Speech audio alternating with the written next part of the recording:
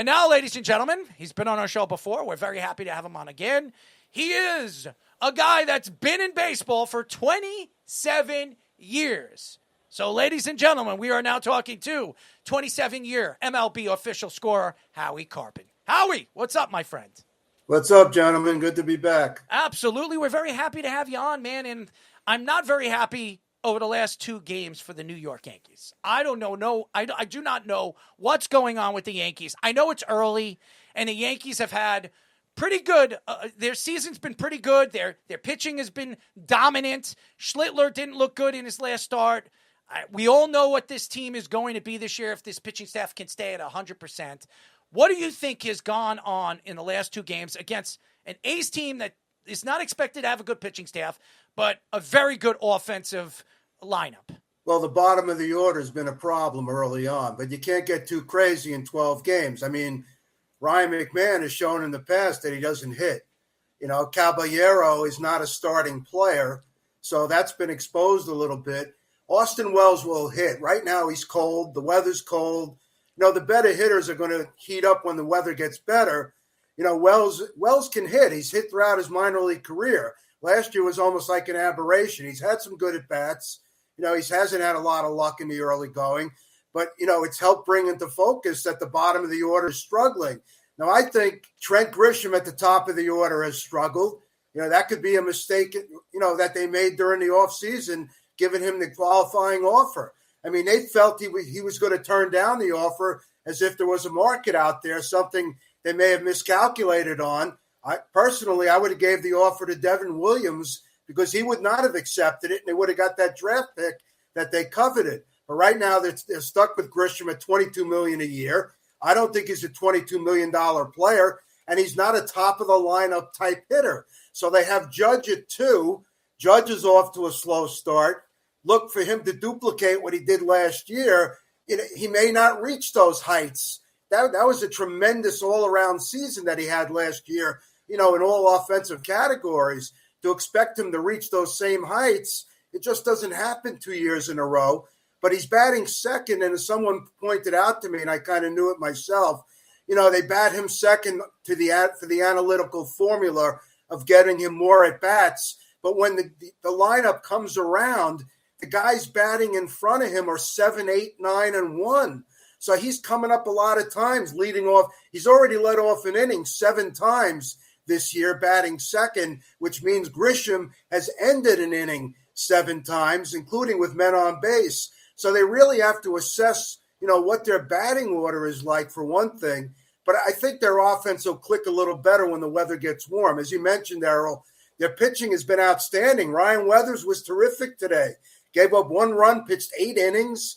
I mean, he gave the Yankees all they could handle that they needed, and they just couldn't hit Jeffrey Springs, who was a little better than Ryan Weathers. Now, the last 2 nights, you know, today they really didn't have a whole lot of opportunities, although to give them credit, they stole 3 bases, so they tried to make something happen when they did get guys on.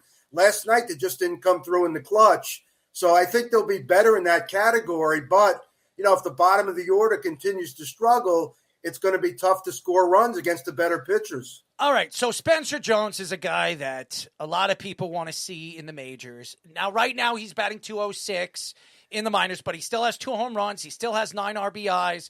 He has 7 hits in 34 at-bats. This guy can give the Yankees a little bit of an edge. I don't know if he's going to hit first, but you could put him in the middle of the lineup and see how he fits. Why aren't the Yankees thinking about bringing this guy up? I don't get it. I know he's not hitting for average right now, but this kid has a tremendous amount of power. You saw what he did in spring training. He changed his stance to a Ohtani stance. I think this guy can add a little bit of edge in that lineup. Why aren't the Yankees thinking about bringing this kid up? Well, right now he has no spot in the outfield, for one thing. And the other thing is he's what they already have. They have power in their outfield. They need guys to not strike out as much, and Jones is striking out a ton. That has not improved a whole lot. I'd like to see Jason Dominguez up here and give him the shot. You know, they've been playing him in center field in the minor leagues. Maybe they finally woke up and get him back to his more natural spot when they threw him in left field, you got to remember, left field at Yankee Stadium is a very difficult position to play when you haven't had the experience of playing it. So this narrative developed that he's not a good outfielder. He had some struggles. He's a 23-year-old kid. Yeah, he's had some struggles batting right-handed, but at least he showed some flashes last year. And they need guys who are not going to strike out as much. They still have too many strikeouts in that lineup. And I think because Jones is striking out a ton, it's kind of holding him back. Now, they may bring him up, as you mentioned, to get a spark.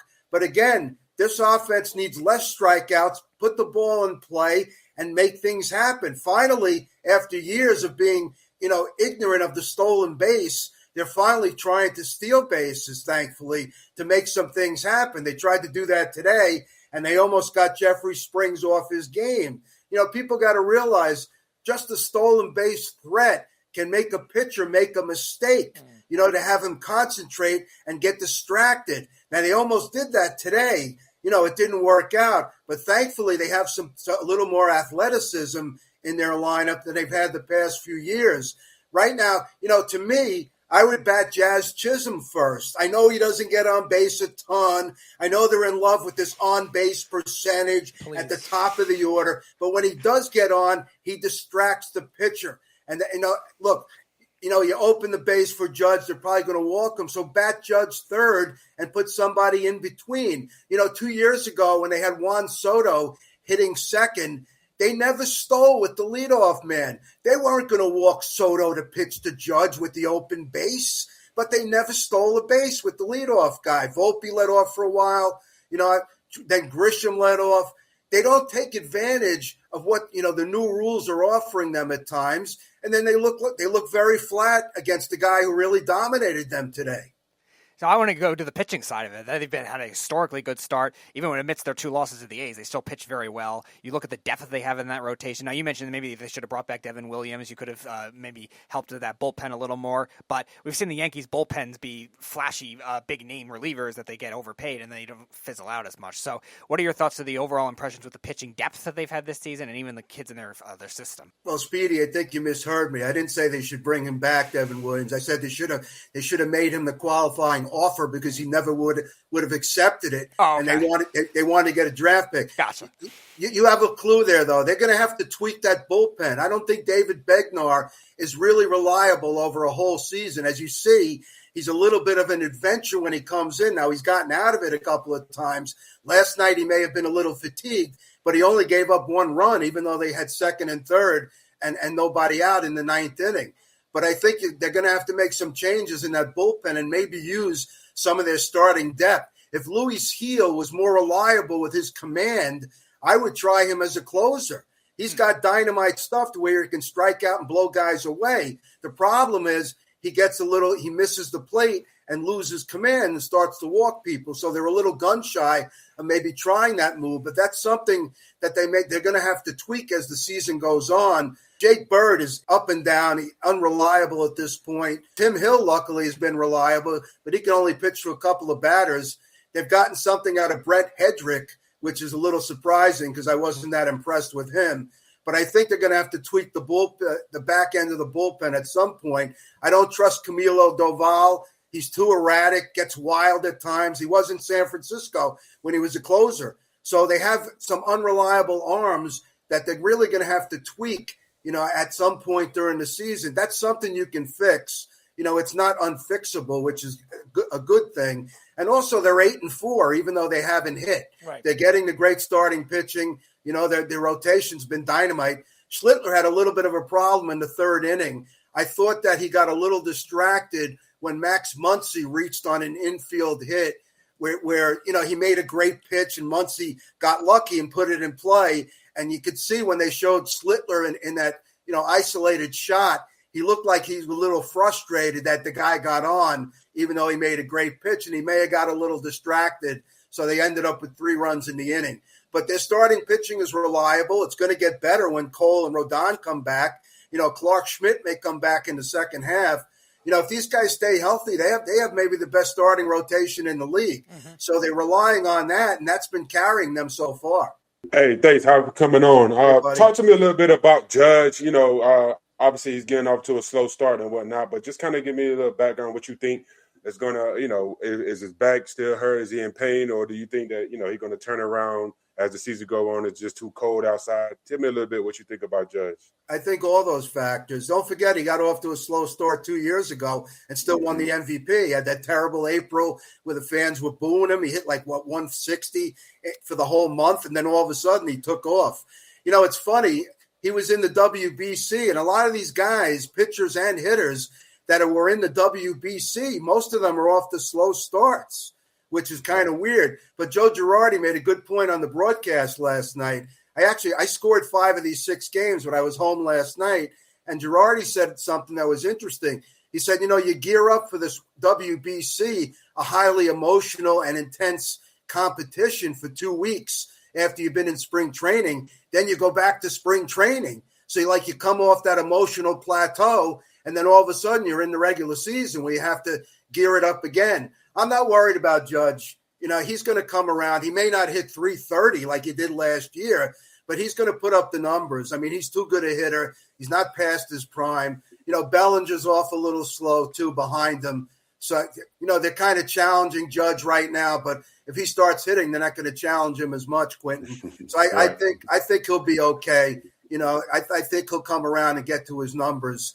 But, it's going to still be up to the rest of the lineup. Giancarlo Stanton got off to a great start. He's cooled off a little bit. Chisholm is up and down. He's off slow. They have 5 hitters who are not really doing a whole lot. So that's kind of crippling the lineup. We are talking to 27-year MLB official scorer Howie Karpin. He's been on our show before. Knows his Yankees, there's no question. So I want to get into the New York Mets. And there's a lot of questions with this team starting. They can't hit. They bring in Jorge Polanco. They don't have a position for him. They tried to move him to first base. Now they're thinking Beatty's an everyday first baseman for this team. Then you bring in guys like Simeon. He's up and he's down. Bo Bichette, he's been striking out a lot. This whole lineup has had a problem hitting the ball. Soto can't stay healthy. Lindor can't hit the ball. What's going on with the New York Mets?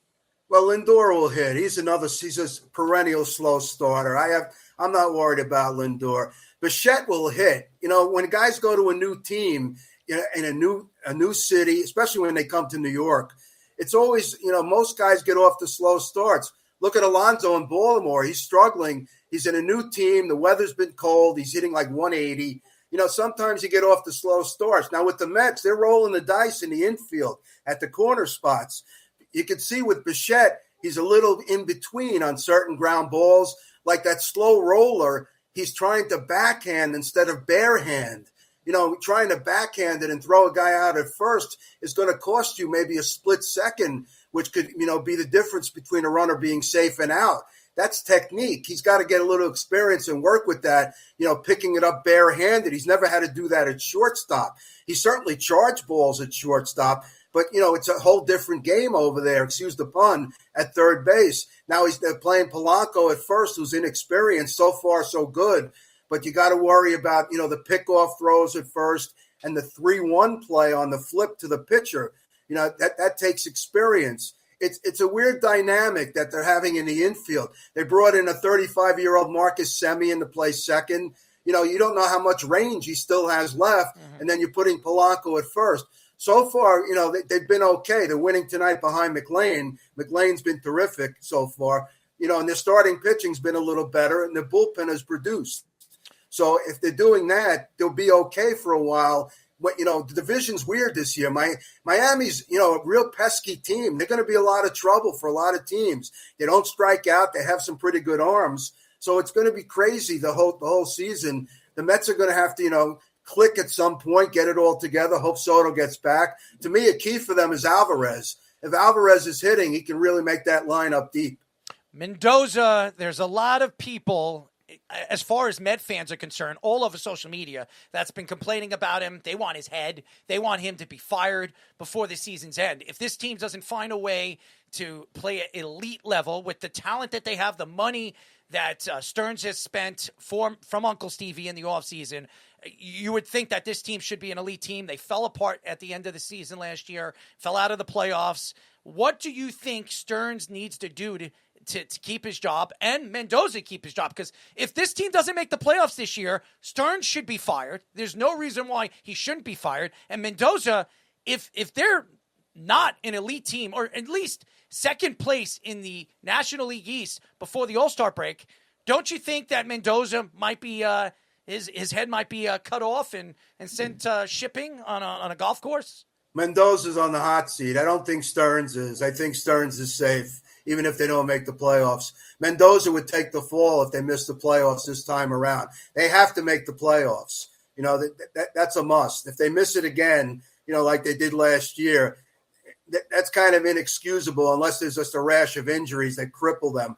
Now, so far, Luis Robert Jr. is off to a good start in center field. Carson Bench is not hit, you know, yet. So you don't know what you're going to get out of him as a rook. You know, he had that great spring, but he wasn't facing a lot of good pitching.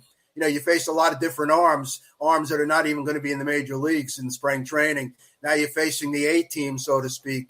So, and I like Brett Beatty. I always did. I think he's a nice player. You know, he's performed pretty well. Vientos is up and down. He had that one hot stretch over the weekend, but he's kind of like gone back to what he was last season.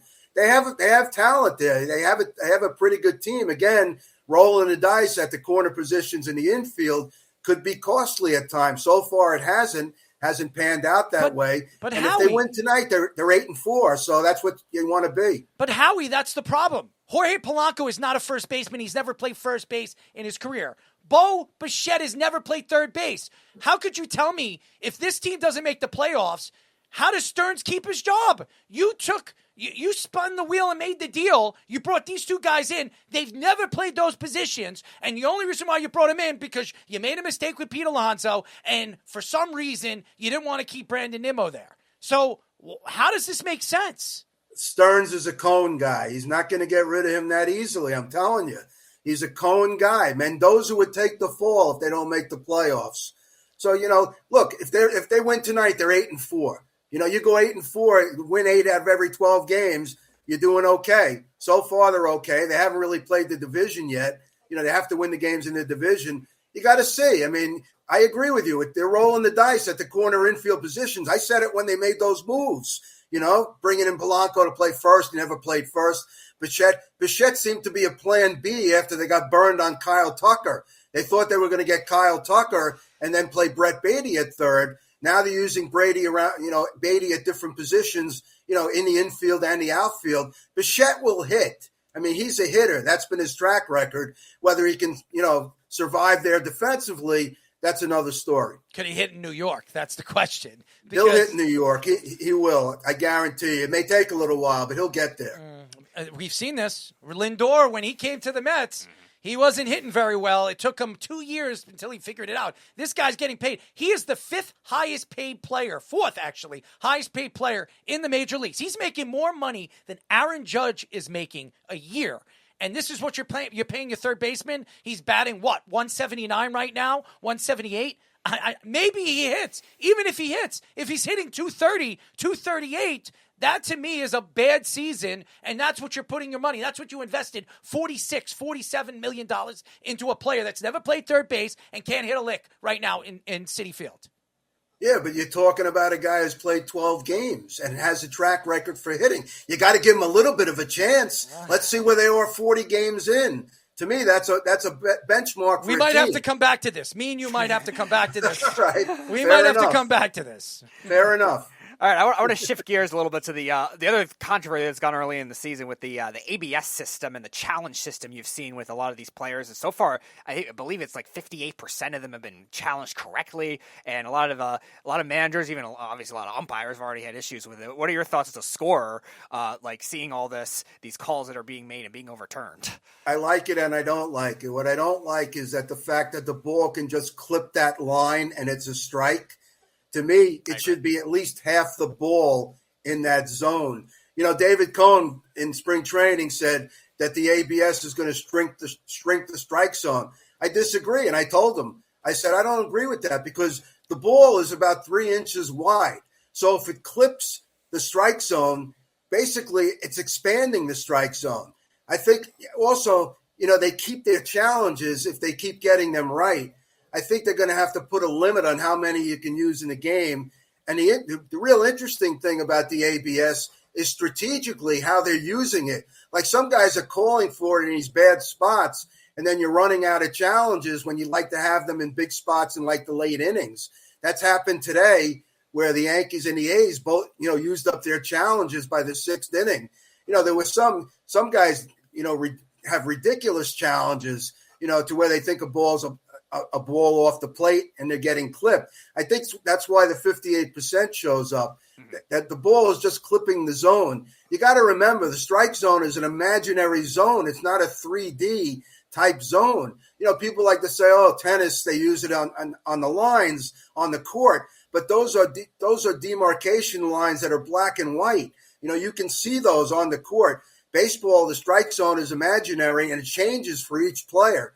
So, there's a little bit of, uncertainty with the ABS calls, but so far, it's worked out pretty good. At least it's not, delaying the game. It happens quick and the fans love it. I mean, they watch the video board to see what's it going to be. Is it going to be a ball, going to be a strike?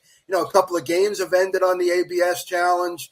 We had an ABS challenge on the first pitch of a game the other night.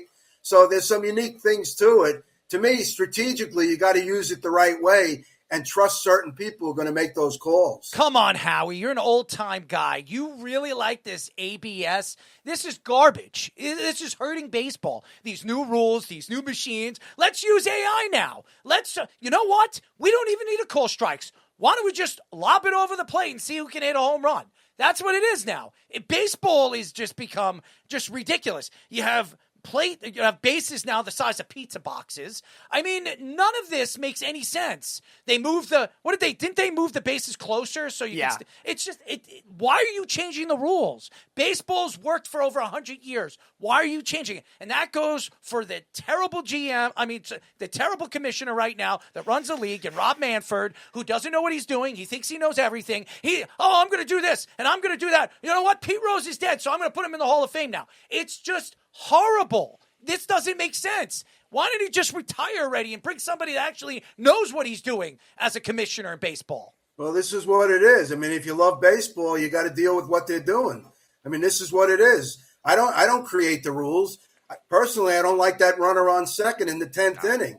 I'd like to see at least play 3 real extra innings before you go to that runner on second, because I've been at games that have gone 18, 19 innings, and they can be dragging. I mean, they can drag, so I kind of understand it a little bit, but let's play 3 real extra innings without the runner on second, and maybe then start it in the 13th if you get that long. So look, these are the rules now. This is what you're handed. If you love the sport like I do, you deal with it. I certainly have to deal with it as an official scorer. Right now, I have to chart the challenges and certain other things that I never had to do for years. But this is what it is, So could you imagine? You can hate it, whatever.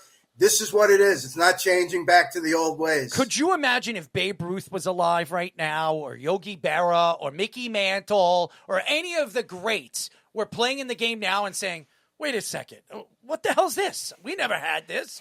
This makes no sense. Forget that. Imagine if an ABS challenge overturned a team where Billy Martin was managing. It's ridiculous. None of it makes sense. So you know what? We'll have robotic embolisms sitting right over there calling strikes right now. No umpires. We don't need umpires anymore. They're wrong half the time anyways. It's ridiculous. And then we're trying to speed up the game, but now you can challenge pitches? It's ridiculous. This is ridiculous. It doesn't making make the game sense. more exciting. It's making the game more exciting. That's what they get. Great. Baseball could be a drag and slow sport, so they're Great. making it more exciting. They adding more technology. And getting the bases closer. You get more excited. That's all. It's making me so excited. So excited. I'd rather go to a strip bar. Okay, to watch this garbage. You're getting all in a huff right here on the show. Yes. Good, Howard. You know what it is I don't really care much about watching this garbage. You watch this and you're sitting there and you're watching a baseball game. I just want to see baseball. But now, hey, you got Aaron Boone. Oh, he challenged 5 out of 5. Oh, big whoop. And you lost the goddamn game. That's the problem. What is the point of it? It's not helping. It's slowing the game. Baseball's been trying to find ways to speed the game. Now all of a sudden you can challenge plays, challenge pitches. It's slowing the game down. So how does this make baseball better or faster? Well, today's game was 2 hours, 20 minutes. So it was pretty quick today. Yeah, well, and they had 6 challenges. I rest my case. Like the Twins in the because nobody can hit. Nobody can hit, and everybody's striking out. That's why. The Yankees, oh my God. Watching the Yankees when they're in these droughts, it's not even worth watching a game. It really isn't. I talk to Manny all the time. He does the broadcast for the New York Yankees, and I'm like, what are we watching here? Are we watching a baseball game? Or are we just watching a Pee-wee baseball game? We're watching Little League World Series games. That's what the Yankees are. When they can't hit, they can't hit. And again, going back to the Yankees, for all the Yankee fans that are listening to me right now, and this is a fact, if the Yankees do not figure out how to get guys home in scoring position, they're not winning anything this year. I don't care how great their pitching staff is. They could be lights out. And I believe they have the best pitching staff in baseball, especially when Cole comes back and Rodon comes back and Schmidt comes back in the second half.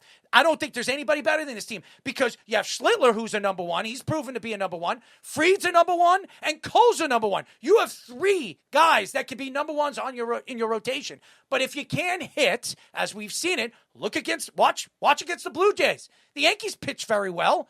They couldn't hit. And that is the problem for the New York Yankees. Say whatever you want. Hal doesn't spend money, even though the Yankees are a top 4 team when it comes to spending money. I don't want to hear it. They're spending the money on wrong players. Find guys that can steal. Bring up your young players like Spencer Jones and Jason Dominguez. See what you have in your farm system. It's garbage. Watching this team. And then you sign Grissom? Come on, man. You're going to bring Grissom back? That's the guy you bring back because what? He had 25 home runs last year? Please. Don't forget they're still thinking about paying Jazz Chisholm $35 million a year. You gave him $20-something million to be an outfielder, an everyday outfielder. He's not worth garbage, okay? I'm sorry, Grissom. He had 1 good season with the Yankees, and you give him a 2-year extension. Great. Congratulations to him. It's only 1 year, so relax. Oh, it's 1 more year than I need. Okay. I agree with you. I wouldn't have brought him back. I would be more committed to bringing up Dominguez. But you love Dominguez. You love Dominguez, man. He's more. They call him the Martian, but he looks like an alien. Okay. The kid has talent. You got to be a little patient, and that's what they don't do. They don't show patience with some of their young guys. They're relying on veterans all the time. Basically what you've been saying. They don't hit with runners in scoring position. That's been their MO over these past few years. That's why they failed to advance in the playoffs. It's so funny. You have a picture right there. Thank you, Fish. You have me and Rob Manfred. Could you imagine going to a strip bar with Rob Manfred? I mean, seriously, how would you walk in? It's like, oh, the great Rob Manfred. Maybe get him a lap dance because maybe that'll wake him up. I mean, the guy doesn't even know where he is half the time. Maybe get him a couple lap dances. Maybe he has a little bit of fun. Speedy, I would love to see you go to no, that's Nathan's department. I mean, maybe we'll have you strip on. No. And maybe you dance for Rob Manfred. I mean, honestly, what would be the point of taking this man out to have fun when the guy never smiles? That picture is probably the best smile or the smile when it comes to images on social media. The guy never smiles. He's always like this. The guy never smiles. It's horrible. Sorry, I had to do that, Howie. I had to throw that one. I'm just watching baseball, man. It gives me agita. I honestly, watching the game of baseball early in the season, and it is cold. To me, it's at an all-time high when it comes to coldness. It's right now 40 degrees. This is what it is in October when you're playing October baseball. When you go into a season, springtime, and when the weather right now, it's 38 degrees here in New York, I mean, how do you expect to play and actually be able to hit when it gets warmer, when the air starts to feel, you're cold, all right? And that's what Aaron Judge is right now. Once it gets warmer out, I remember, I think it was in July last year when it got really warm out. I think Aaron Judge hit like 10 home runs in like 15 games or something on magnitude. I don't think Aaron Judge is going to be as bad as he has been. But what bothers me right now is he's going to fall so behind in his batting average. By the time he gets hot, he's only going to be hitting 250. I mean, what is he hitting right now? 178? I don't even know what his batting average. I think it's around 240. 240 right now. So he brought it up. At one point, it was like 159, 160. So he's starting to hit the ball, but you want to see the guy. At this time of year, you can bring your average up real fast. Yes. So. That's the problem. All right, I want to shift gears again to this salary cap debate that we've been hearing all offseason. Obviously, we talked about the Dodgers signing Kyle Tucker, and a lot of MLB GMs thought that might have been the final straw. Obviously, the scandal with the Players Union and Tony Clark and all that stuff. Like, now they're dealing with a new guy. Are they going to be able to fight this battle? Do you see a lockout impending? And what type of salary cap salary cap or, like, payroll restrictions do you think could come? Well, unfortunately, people that are around the game feel there's going to be a lockout next year. The Dodgers spend money, but they spend it the right way, so they're winning. If they were blowing all these, free agents that they signed, they weren't succeeding, people wouldn't be complaining, but they're winning. They're two-time defending world champions. They pick up all the talent. They've basically cornered the Japanese market thanks to Ohtani. So, and the lower-level teams – also, there's a problem because the lower level teams don't spend. There's going to have to be a floor as well as a ceiling if they have a salary cap. So, it's going to be interesting to see what happens. Baseball, they seem to get on a roll, and then all of a sudden they kind of shoot themselves in the foot with these labor issues. But I'm sure you can expect something of a lockout once the season ends. Whether they'll miss games next year remains to be seen. It would be foolish if they, have to delay the season like they did a number of years ago. So we'll see where it goes. Both, sides are accumulating what they're calling a war chest, just in case the games are missed. So, obviously teams are preparing. Look, Connor Griffin signed a deal with the Pirates. They probably, offered that deal with the idea that there could be a lockout at some point or a cap. This way they have them under wraps. So, these labor issues are going to haunt the sport throughout the year, especially as they get toward the end. We are talking a 27-year MLB official scorer, Howie Karpin. Q, we got him on mute over there. Yeah, yes, sir. Now, so back with the Mets. So give me your insight in regards to where you think they are. You think they're still trying to figure it out, or you think that this team can make a run later on in the season? Well, they have to, see. It's only 12 games in again. The season is so long. Quinton, I don't think you can really get a gauge on any team until about 40 games in. Okay. Right now, they're okay. I mean, their starting pitching has improved from last year. They're getting bullpen from Luke Weaver and Devin Williams have both been pretty good up to this point. Luis Robert Jr. at this point is working out. So some of the moves they've made have panned out. Again, as we spoke about with Errol before, yes. The corner infield, whether that's going to be a hindrance or positive, remains to be seen. Again, you got to give it at least until 40 games to really get an identity of what the team's going to be. They have a lot of talent. They should be, at least in contention for first place, and they should make the playoffs. If they don't, it's going to be a very disappointing season. All right, Howie. You've been to a lot of different ballparks, all right? I'm sure you've tasted the hot dogs, the sausage and peppers. What is your favorite food at the ballpark? Chicken fingers. Okay, which is your favorite chicken fingers? Who has the best chicken fingers here in the major leagues? Well, I only sample them in the press room because I get spoiled. Yeah, I figured. It's not free, but I don't sample the regular stuff outside of the concessions. So they treat you. So I'd have to put. I've only been really at Citi Field and Yankee Stadium over the past few years, and both are pretty good. I will say this: the Carvel at Citi Field is so much better than Yankee Stadium. I don't know what it's like. I don't know if they put milk in the ice cream over there at Yankee Stadium. Every time I go to Yankee Stadium, I love my ice cream. Every time I eat it, I can't even finish it. When I go to Citi Field, I absolutely love it. I get a load of sprinkles, some strawberry topping. Now, what is your favorite beer at the stadium? Do you drink at the stadium? No, I can't when I'm working. Oh, stop. I mean, you can slip one, a little Bud, Budweiser. I have to do my job. I can't sit there and drink beer and put my feet up on the seats. Well, this guy likes to drink. Speedy loves to drink. He tests all the apple ciders and all that other stuff. I'm not a drinker. I don't drink any. Oh, there you go. Joe Girardi, I'm sure he's drinking too.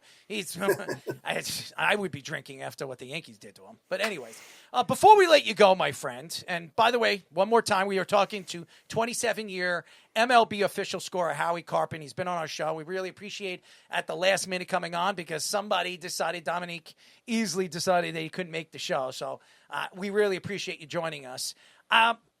You look at the league, okay? And the Braves right now, it's still early in the season. We're looking at some of these teams, and I think the Braves are going to win the National League East. I called it before the season started. I think the Braves are a lot better than people say they are.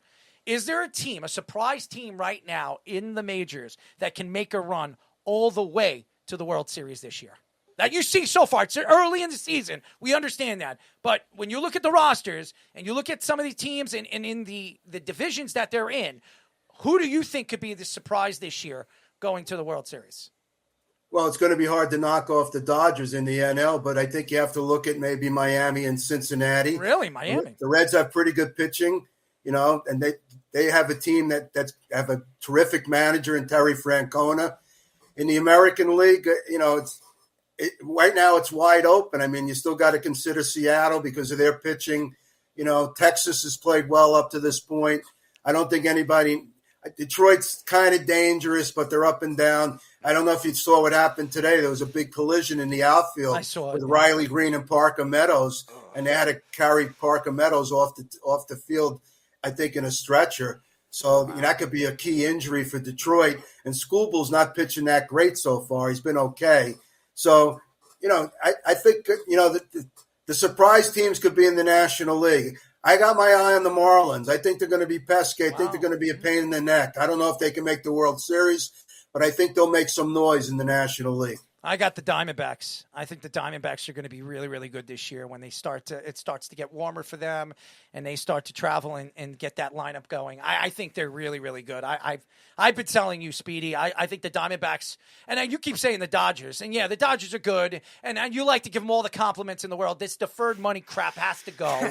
Something needs to be done with the Dodgers. It makes me sick to my stomach that every time they get every single player they absolutely want, this deferred money, the Kyle Tucker contract he can opt out of his contract after 2 years. It's just ridiculous how everything works. And some of these guys, Ohtani doesn't have to get paid until 12 years from now. He's making $2 or $3 million right now from the Dodgers organization, and he's making $100 million in endorsements. It makes me sick to my stomach. I don't like it. It's pathetic. You can love it. All you baseball fans can make all the excuses. Well, everybody else can do it. Nobody can do it the way the Dodgers have done it because they have everybody working in sync with each other. It makes me sick. All right? Sick. I had to throw that to you, man. Anyways, Howie, we really appreciate the time. I know I probably made you sick after that take, but, that's what happens, man. When you come on this show, it could go all over the place. And, thank God I'm not throwing up. After having kidney stones last weekend, I was throwing up. I must have threw up like 7 or 8 times before I got out of the hospital. So, kidney stones. Have you ever had kidney stones, Howie? Yeah, I have. Oh, man, they're horrible, man. It's brutal. It's brutal, man. You're running, and they tell your girlfriend to drive you there, and she's like, I was working for 13 hours last night. And she drives me over there, and I'm trying to keep myself. I'm trying to grab things. I'm punching the car, trying to get myself all ready to walk into the hospital. And then when you walk through the damn hospital, the emergency room, what does the doctor, what does the nurse say? Oh, you got to wait. So you're sitting there in pain, throwing up in a little bag that they gave you. And by the time you get to the doctor's laughing because I'm telling him, give me some morphine. Give me something. So that's the truth, man. It's horrible. Anyways, Take me out. Yeah, dude. She had to. Could you imagine your girlfriend? You're a strong, tough guy, and your girlfriend asks the security guard to bring a wheelchair out to the car because you can't even walk into the emergency room. How embarrassing is that? A big tough guy like me, and she's like, "Yeah, you need somebody to push him in." It's embarrassing. Hey, that's what the hospital is there for, man. Oh, you don't go there when you're strong. It's embarrassing, man. It was embarrassing. And then when you're walking in there, when you're rolling in there, you're asking for a couple of bags because you're going to be throwing up all over the place. True story, by the way. Howie, we really appreciate your time, man. Go Yankees, man. And this ABS crap that baseball has, get rid of it. Get rid of it. Howie, what are we doing here? We need to figure this out. You're stuck, man. They're not getting rid of it. Oh, well, I'll tell you what we're doing. Make me the commissioner, and I'll get rid of it. There it is, right over there. I'd rather Appreciate go you, to Howie. Howie, you're great. All right, buddy. Keep Nice up all to the see great you. work. Howie, will get you on by the way, 40 games in, we're getting you on because when 40 games get closer, I'm going to tell you, Bo Bichette's hitting 222. What's going on, Howie? What's going on? He's being stifled by this amazing Marlins team that's going to be in the Just NLCS. saying, Howie, I do not believe Bo Bichette is going to hit 300 this year. I'm just telling you. I don't even think he's hitting 280. We'll see. All right. We'll see. Howie Karpin, he's All right, telling buddy. me in 40 games this guy's going to figure it out. I beg to differ, but hey, maybe I'm praying Howie's right. Listen, if it is true, I'm gonna I'll go to a bowl game with you and I'll buy you your chicken fingers. Okay, I'll get you your box of chicken fingers. All right, that's a deal. And if I win, you got to take me to Shake a Shack because I don't want to go to Yankee Stadium because they don't have Shake Shack. Let's go to Citi Field. We'll enjoy a nice bowl game and I get to enjoy a nice Shake Shack. I love the hamburgers over there. Just absolutely. Yeah, I'm not allowed to have any wagers, so can't have any wagers. All right. You need to read the policy book. I work for MLB. I got to watch myself here. All right, Errol is trying to trap you. Yeah, You lose your job. You might get suspended indefinitely like all those minor leaguers did. I get suspended every single time I look. Anyways, thank you, Howie, for joining us. You're fantastic. We'll talk to you soon, buddy. All right, you guys. Take care. Howie Karpin, man. Fantastic. Great personality. I wasn't expecting to interview him tonight. I really wasn't. But to have him come on at the last minute, it's sensational, and we really appreciate it because it's not easy just to jump on and talk baseball. Well, it's easy for him. Maybe not easy for us. Anyways, thank you to him.